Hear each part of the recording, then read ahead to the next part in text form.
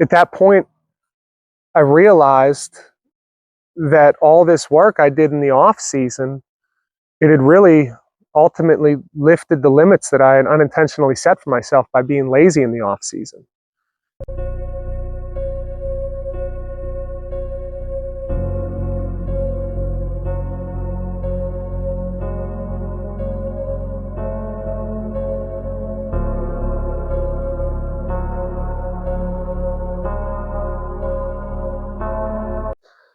All right, well, end of the season's here. It's always like a rough time. I don't know if you're anything like me, but I love hunting, right? I live for hunting, in the 3 months the season comes in. So, when it comes time to end the season, and maybe this sounds silly, but I get depressed. I'm not moping around, but I'm like, you do what you love for 3 months straight, and then it just abruptly stops, and you're like, I don't know what to do now, and if you're anything like I used to be, maybe you just kind of go back to normal life, or what you called normal life, or, you obviously work, so you handle your work, but then, a lot of guys, they just hunt and work. So when they're not hunting, they're just kind of filling that time, and what I used to do, it's like, all right, I go back to the bar, start drinking in the evenings. Maybe on the weekends, I'm staying out late at the bar. The mornings come. I'm not getting up early. I don't have to rush off anywhere. I don't have to beat first light. So I'm kind of sleeping in a bit, getting lazy, getting soft, hanging out on the couch, spending a lot of time indoors, watching a lot of TV. I'm not making the right decisions as far as what I eat. I'm just kind of eating whatever, getting sloppy. And I just become, real lazy, just super lazy. I usually put on some weight. It's not uncommon for me to put on, 20, 30 pounds in the winter. And what are you're just waiting for the next season to get there, which is like 9 months. It's a long wait. And then, like 4 years ago, I decided to make some changes just in life in general. And a little over 4 years ago, I decided to stop drinking. I just didn't want to do it anymore. I didn't want to drink. I didn't know if that was going to be like long term. However, I stopped. And I just didn't have any more drinks. And over some time, after a few months, I realized I might keep doing this. I like this. I got a lot of clarity.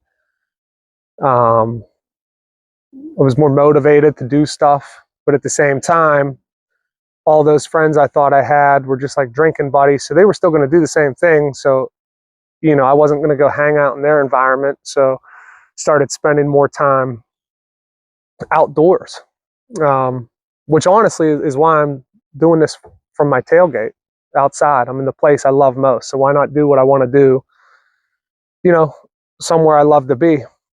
So I just felt it very appropriate to do this like this every week and get outside, and honestly, if you're watching this, if you're watching this, you don't need to see me. You could just pop it in an earbud, go outside, shoot your bow or something, take a run, hike with the kids, do something, be outside, get off the couch maybe. But anyhow, so, I stopped drinking a little over 4 years ago. And then about 3 years ago, I started cold plunging. I tried a cold plunge for the first time. I'd been hearing a lot about it. And I know that right now this doesn't seem related to hunting at all, but it will. So I started cold plunging, and I did it the first time, and it was terrible. I hated it, everything about it. Got out, and the reason I hated it was because I realized, how could I be so incapable of being uncomfortable for 3 minutes? It's 3 minutes of discomfort, and it was so bad on me. I'm like, well, it doesn't make sense. I should be able to handle that. So that made me want to do it again. So next day came, and I'm like, I'm going to do this again. Did it. 3 minutes. Hated it equally as bad, if not more, which again made me want to do it more. I'm like, I got to do this. There's no reason that I should be so uncomfortable with discomfort for 3 minutes. Just do it. It's 3 minutes out of your day. And that's how I did it. I did that every day. And now it's over 3 years, and I still do that every morning. During the hunting season, I don't do it in the morning. I don't want to drop my core body temperature before I go into the woods. But outside of hunting season, I'm in there every morning for 3 minutes, 32-degree water. And from that came, from not drinking came clarity in the mind. From cold plunging, the inflammation in my knees, my legs, basically went to almost nothing. There's just no more inflammation. The pain in my knees. I work in the trades, and I'm sure a lot of you guys work in the trades, and you understand. You got knee pain, lower back pain, maybe shoulder pain. All those pains were going away after a short amount of time of doing this every morning. So I kept it up. I started to like it. I hated it every time, and I didn't want to do it while I'm standing in front of it every time. But I loved it, right? I loved challenging myself every morning and just forcing myself to do something I don't want to do every morning. And then from there, the day just gets better. So still doing that. And then 2 years ago, I decided I want to lose weight, right? I'm at the time, I'm like 285 pounds, which I always fluctuate. I was a bigger guy. I always fluctuated anywhere from 255 to 290, but at the time when I'm realizing I should be lighter, I need to be in better shape. I'm 37 years old, 36 years old. I have kids. I need to be healthier, right? I want to live a long time. I don't want to be struggling with weight. I don't want to get tired because I ran up a flight of steps or because I walked really far into the woods. So I just started eating real clean. For me, that was a carnivore diet. So I only eat meat. People have a lot of negative things to say about that. And, you're going to eat what you want. You're going to say what you want about it. For me, it worked. I lost, about 100 pounds in a little over a year. And now I'm sitting at 185 pounds. And I feel younger than I've ever felt. I feel like, I'm in my teens. It's crazy. The rest of the knee pain that was there, or back pain or joint pain of anything, that's gone. So between the cold plunge and the carnivore diet and, not drinking, I just feel better. I feel a lot better. I'm loaded with energy. I don't sit around. You won't really find me on a couch or watching TV. I'm usually trying to be outside or get the kids outside or the family outside, do what I can. So naturally, I'm lighter, I'm more active, I can move around a little bit better. So I decided to try running. I wanted to try and run. I'm not a runner. I don't run. I know had I tried running, a couple years ago, I wouldn't make it a quarter mile, half mile. I mean, if I might make it, but my heart's not going to be happy with what we did. Heart rate will be through the roof, I'm sure. I'll be out of breath. So I did. I tried running. I went down to the trail near my house and I just ran a mile.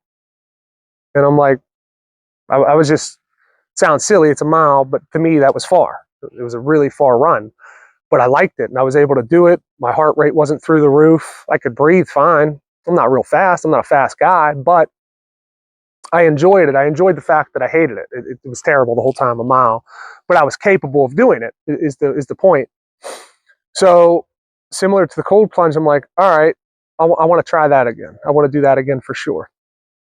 So next day I went out, ran another mile, maybe a little further.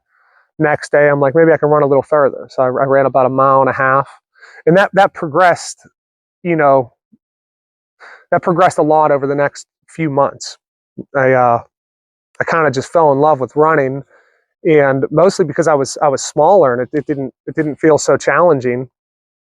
But it was mentally challenging just running, one step after another. You're just like, how far can I go?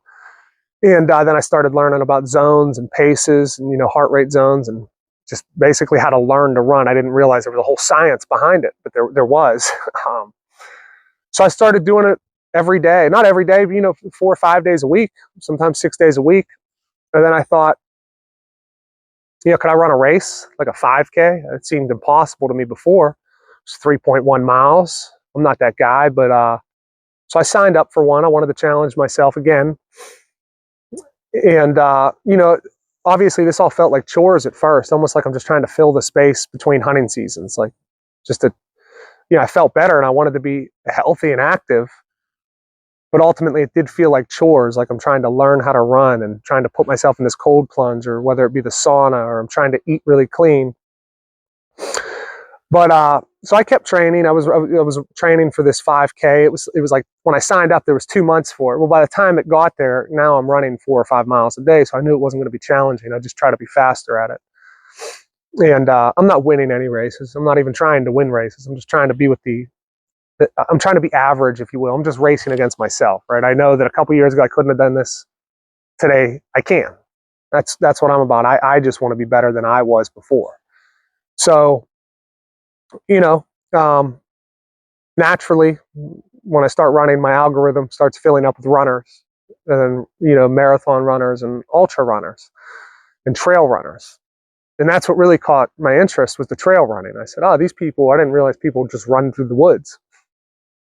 And I'm like, that makes running seem much more appealing. I love the woods. I can't hunt, but can I be in the woods running around, looking at nature? That seems cool. It's appealing to me. So I started trail running. And then now I'm seeing ultra runners all the time. I'm watching these races, these ultra runners. I'm astonished that people can run for so many miles. I didn't even realize this was a thing. But you got people running like 100, 200 miles, 300 miles. And this is wild to me. I'm just running my first 5K. And so I started signing up for bigger races. And I mean, like 10Ks, did well. Again, in the middle of the crowd. I'm not up there near the winners. And then ran some 20Ks, and they were all trail races, real fun. I loved it. And then I decided from there, I'm like, I wonder if I could do an ultra. I'm running anywhere from 30 to 50 miles a week, 5 days a week. I'm taking a long run that's 12 to 14 miles once a week. So I decided maybe I'll start training for an ultra, a small one, a 50K, 31 miles. That interested me. So I did. I started training for them. Long story short, I did I signed up for 2 last year. One, I didn't show up. I drove past and I had a little bit of anxiety, and I was by myself, and I couldn't pull in. I was too.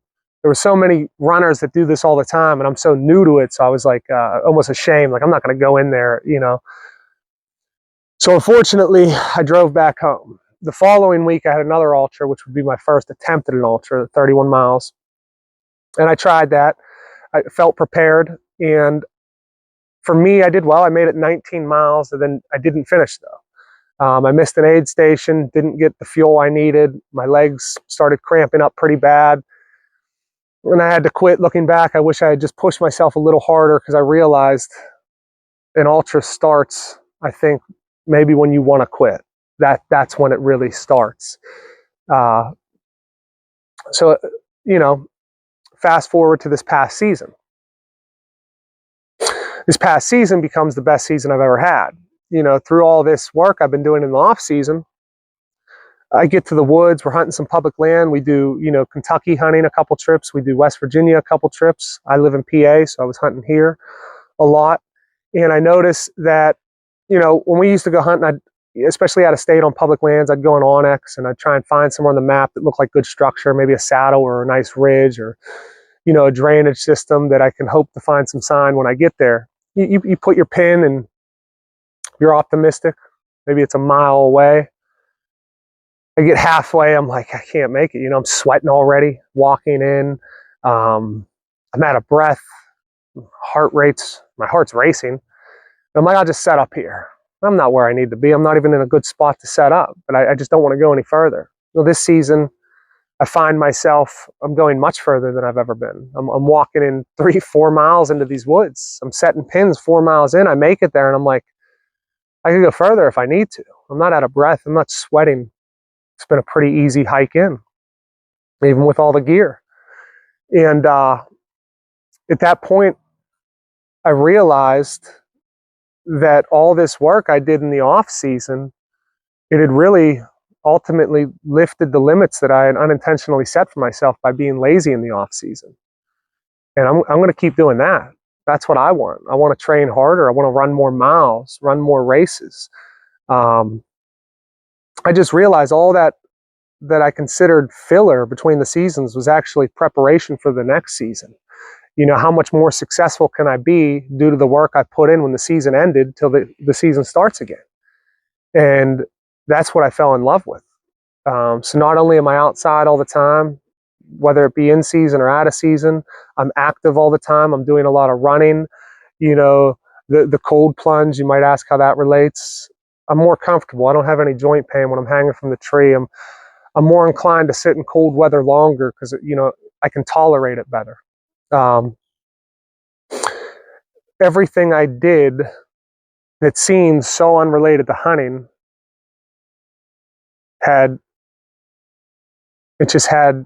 improved my hunting. It had directly related to everything I needed for the woods.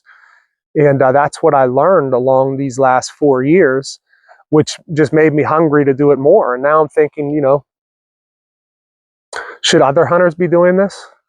Anybody in general can do it, but for the hunting community, should we be taking care of ourselves better? Should we not get lazy in the off season? Should we work a little harder in the off season to make our next in season more successful? Sure. And when I say success, I want to be clear. I don't mean I'm not out there shooting trophy bucks, if you will, right? I'm a guy, I shoot regular bucks, right? I have a hard time passing anything. Once I see antlers, I get excited, you know, and I'm there for the hunt, not necessarily the score of the rack. Do I want to shoot big deer? Sure. Is that my main purpose? No. My main purpose is the hunt. My trophy is the story behind the buck that I did shoot.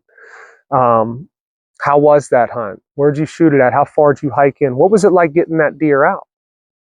Which is another way that all this training has helped me is, you know, you always see that meme once a year. And it's usually a picture of a guy dragging a deer, right? And it says, every man thinks they're in shape until they go drag a deer out of the woods. It's funny. I used to laugh, but now I'm thinking, like, is it that funny? Or, you know, do I want to be the guy that gets the deer to the truck, maybe threw it up over his shoulders or drug it to the bed of the truck? And once I get it there, I'd rather be the guy that says, I'm glad I put that work in the off season, or, you know, this wasn't too bad. And that's what I'm looking for now. You know, if I hike in a couple miles into the woods, I'm not thinking, how am I going to get this deer out of here? I'm thinking, I can't wait to get this deer out of here. I can't wait to haul this out. When I drop a deer, I don't have to call for help. Do I usually have help? Sure.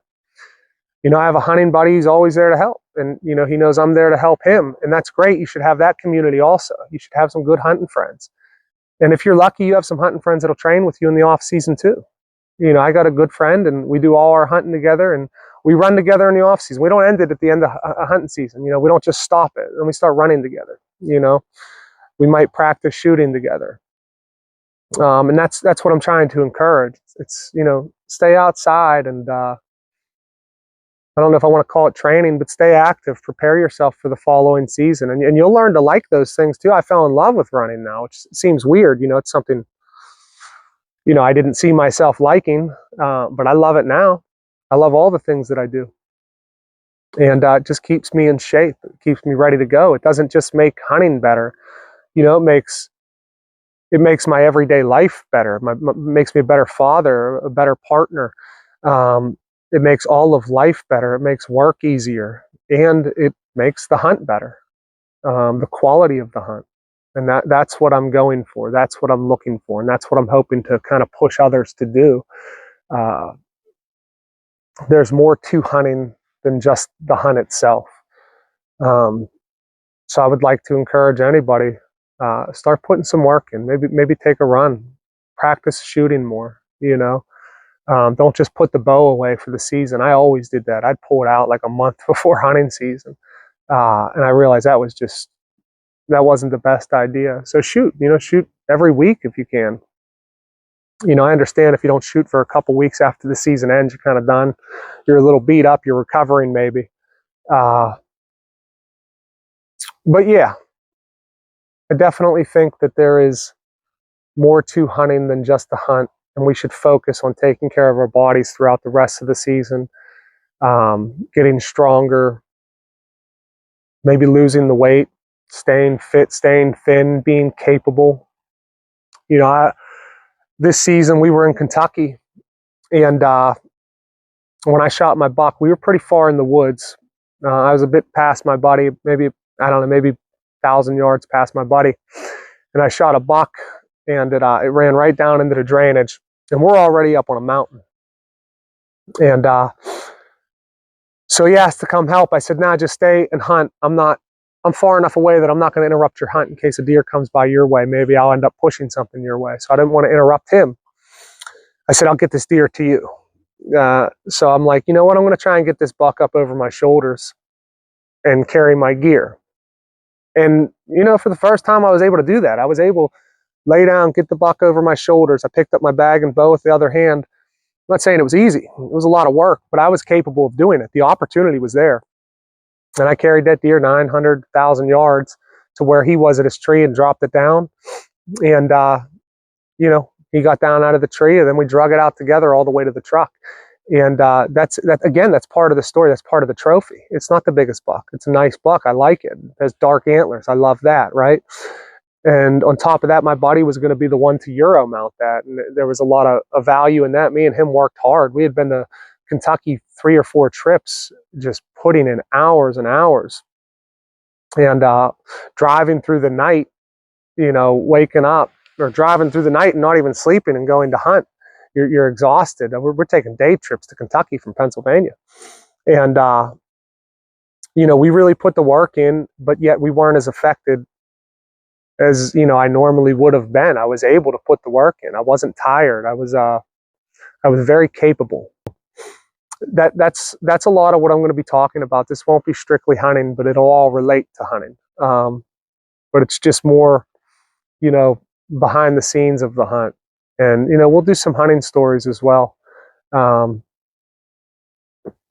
I said, this is what I do it all for, is the hunt. So, I'm hoping you follow along. I'm hoping I can encourage some people to just get out there and kind of get after it a little bit. Don't slow down in the off season. Don't get lazy. Don't sit around. Don't gain the weight. Make better decisions with what you put in your mouth. Start walking. If you don't run, if you don't walk, start walking. Start taking hikes. Include the family. If you got kids, take them with you.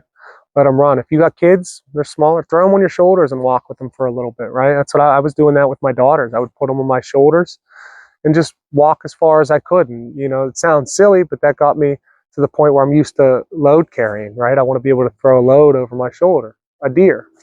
So these are the things that you can do. And at first, it might seem like work. It might seem challenging. It'll always seem challenging, but at first it might seem like work or chores, but you will like it. It feels good to be capable. It feels good to be in shape. I feel better than I've ever felt in my life. And that's the journey I'm on. That's what I'm looking to do. And I hope people follow along. We should be more supportive of everybody out in the woods hunting. We really should. I feel like we're living in a world where everybody's putting down other hunters, or, if you're on like hunting pages on Facebook or whatever you're following, it just seems like a lot of guys getting put down for the size of the buck they shot, or maybe they're afraid. They post their buck and they're like, I know he doesn't score high, but what do you think he scores? And it's like, why are you putting yourself down? Like, I don't care what that buck scores. Tell me the story, right? I want to hear the story behind that. That's the trophy. But I think we should encourage the hunting community. I think we should encourage the people that we share hunting season with to do better and be better, not drag each other down. I don't care what you're shooting with. I don't care how you hunt, but I'd like to hear about it. So I'm going to do this every week, and I'm going to do it from the tailgate. I'm going to do it from right here every week. Might always be here, might be somewhere else. It'll be outside though. I don't care what the weather looks like. We'll be outside, and I would encourage you to go outside and enjoy it too. So I'll see you guys next week. Thank you.